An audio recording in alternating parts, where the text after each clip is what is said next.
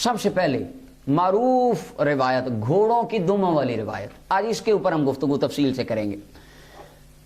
صحیح مسلم کتاب الصلاۃ، امام مسلم رحمۃ اللہ علیہ نے باب باندھا ہے کتاب الصلاۃ کے اندر۔ یہ میرے پاس دارالسلام کا نسخہ ہے صحیح مسلم کا، صفحہ نمبر 183 ہے، حدیث نمبر 968 ہے دارالسلام کے مطابق۔ اب اس کے اوپر باب دیکھیے امام مسلم نے کیا باندھا ہے۔ امام مسلم نے نہیں باندھا، یہ امام نووی نے باندھا ہے۔ امام مسلم نے تو تبویب نہیں فرمائی تھی، انہوں نے تو کتابیں جمع کی تھی، یہ باب بندی امام نووی رحمۃ اللہ علیہ نے کی ہے۔ امام نووی کا باب دیکھ لیں، باب الامر بالسکون فی الصلاۃ، ایک بات پوری ہوگی۔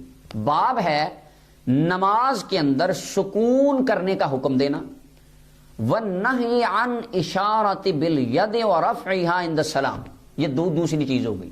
نماز میں اشارہ نہ کرنا، ہاتھ کو سلام کے لیے اٹھانا، اس سے منع کرنا، واتمام الصفوف الاول، اور پہلی صفوں کو برابر پورا کرنا اور ان کو درست کرنا۔ یہ اب 3 چیزیں ہیں اس باب میں۔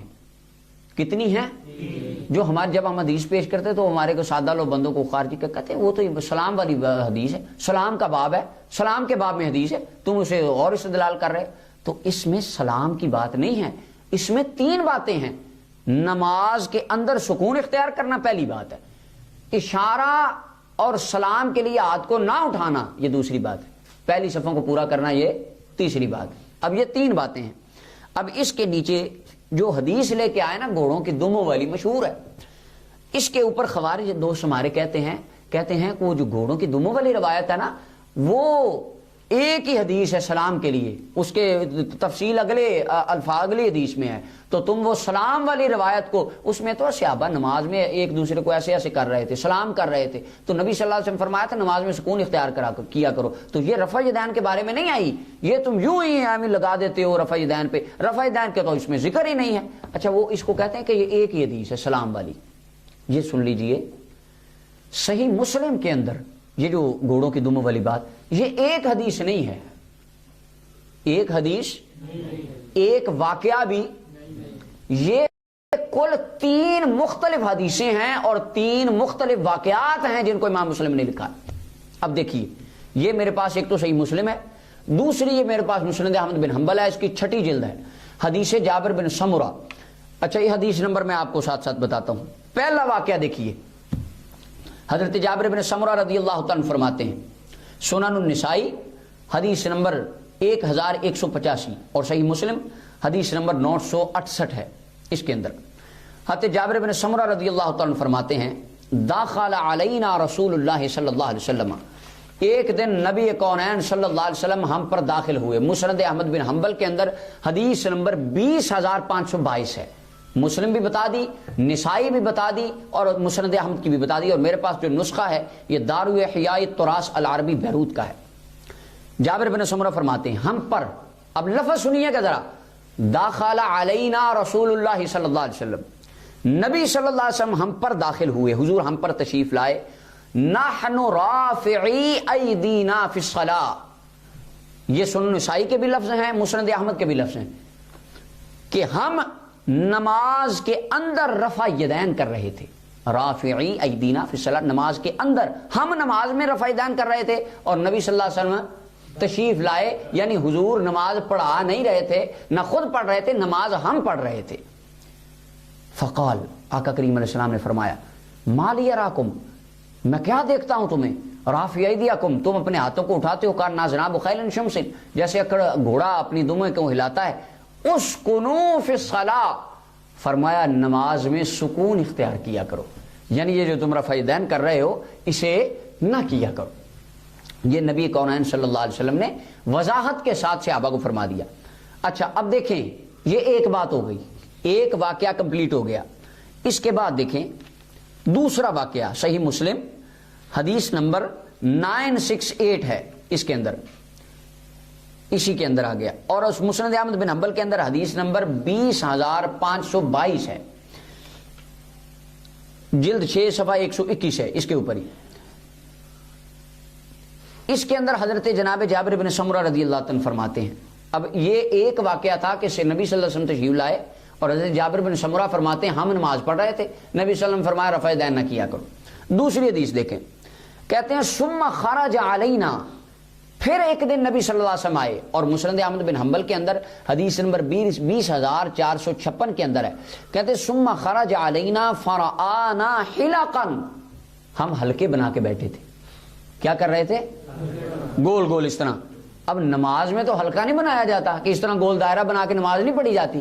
وہ ایک خارجی عالم تھے، ابھی ان سے گفتگو بھی چل رہی، تو وہ کہتے ہیں اس میں، وہ ایک جگہ میں نے ان کا مناظرہ بھی سنا ان کا، تو وہ اس کے اندر حدیث میں کیا کہتے ہیں، وہ صحابہ بیٹھے تھے، صحابہ کہتے ہیں ہم بیٹھے تھے، وہ اتحیات میں بیٹھے تھے.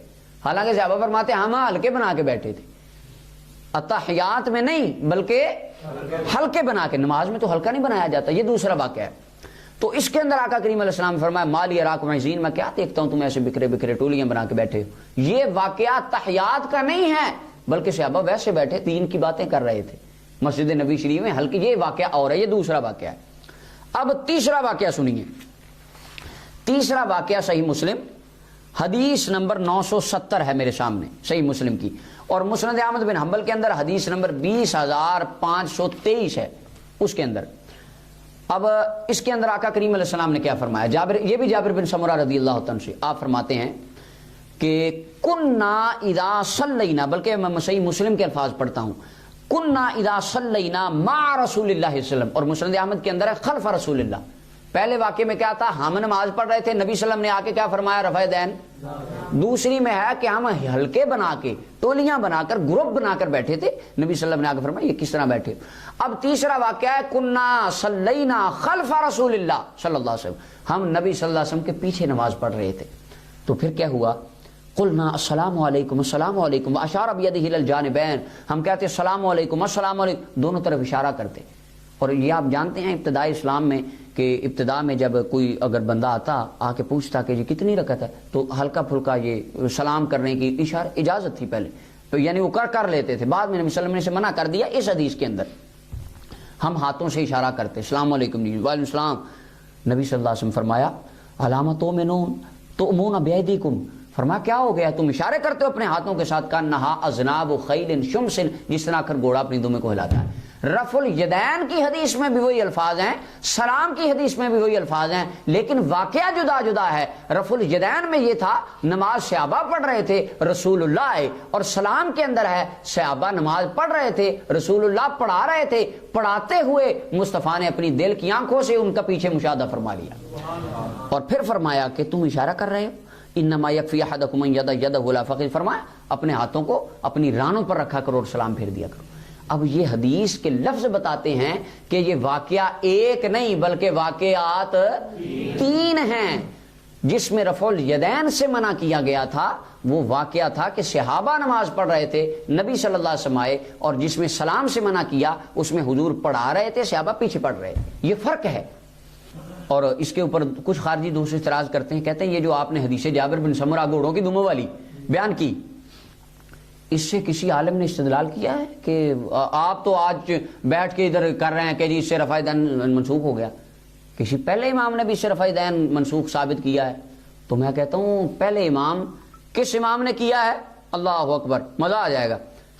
جس امام نے اس کے اوپر رفع الیدین یہ جو سلام والا باب باندھا ہے نا، اس امام نے خود اس حدیث سے رفع الیدین کا نسخ ثابت کیا. امام نووی رحمت اللہ علیہ نے صحیح مسلم کی اس حدیث پر باب باندھا ہے، باب الامر بالسکون فی الصلاۃ.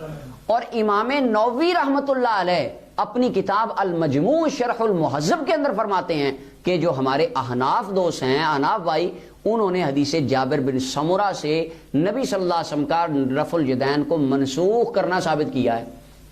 یعنی جو امام باب باندھ رہا ہے وہ خود کہہ رہا ہے کہ ہاں احناف نے کیا ہے.